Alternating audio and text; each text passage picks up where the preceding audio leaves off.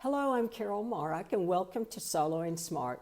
On this channel, I focus on one simple goal, helping independent adults stay in control of their lives before crises forces decisions.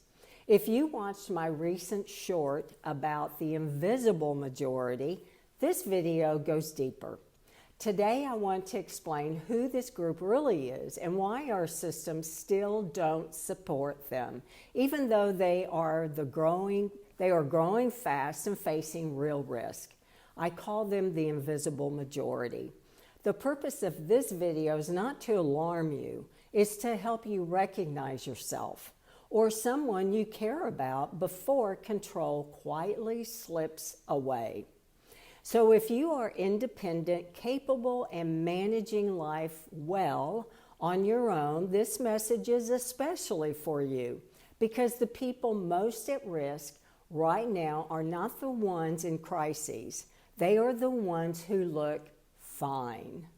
And the reality is that there are millions of adults today who are single, widowed, divorced, or child-free, living far from family, managing their own finances, managing on their own decisions, and also not asking for help. They don't see themselves as vulnerable.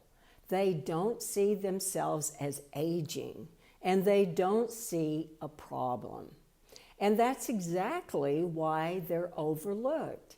This group is not small, it's not temporary, and it's not going away. Yet most systems still assume someone will step in when needed.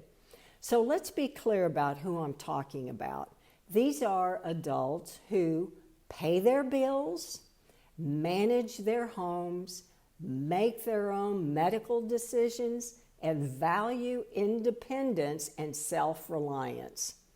They are often strong, thoughtful, and responsible, but they are doing life without a built-in backup system.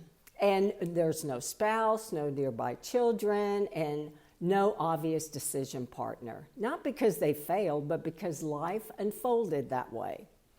And so why does this group stay invisible? Because most support systems are designed around crises. Help shows up when someone's in the hospital, when someone can't speak for themselves, and when someone can no longer manage.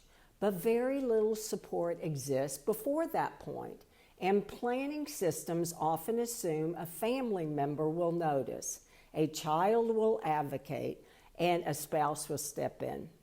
When that assumption is wrong, people fall through the cracks quietly.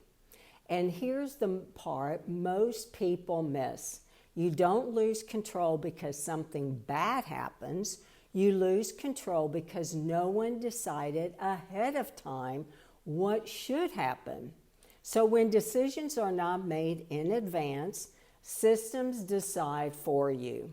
Speed replaces reflection. Convenience replaces personal values. The loss of control is rarely dramatic. It's usually subtle. And by the time people realize it, it's happening. Choices are already limited.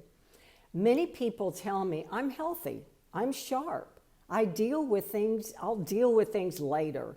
And that may be true for today, but many of the most important decisions in life must be made while you are calm, clear-headed, and not under pressure.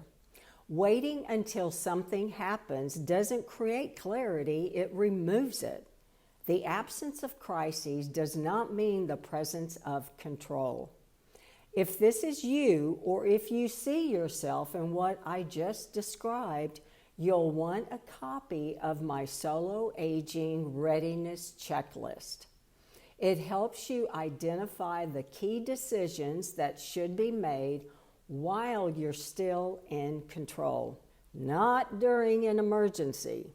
You can find the link below, and if this conversation matters to you, subscribe to the channel. to watch new information here on Solo and Smart. If you know others who are aging solo, please share this video. This is a conversation we need to bring out into the open. Thank you for being here, and please come back.